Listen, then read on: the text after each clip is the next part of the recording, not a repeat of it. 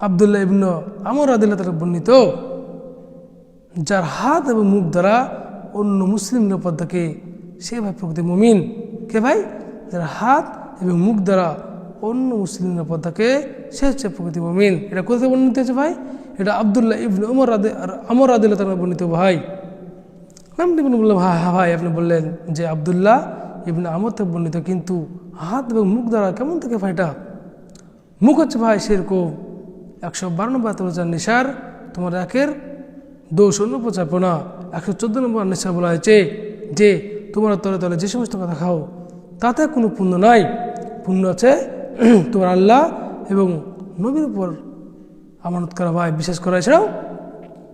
এছাড়া ভাই আল নূরের 11 নম্বরে বললেন যে সেই সমস্ত লোক তোমাদের যারা কথা গায় বিবাদ গায় তা তোমাদের মতো একজন, সুতরাং তোমরা কোনো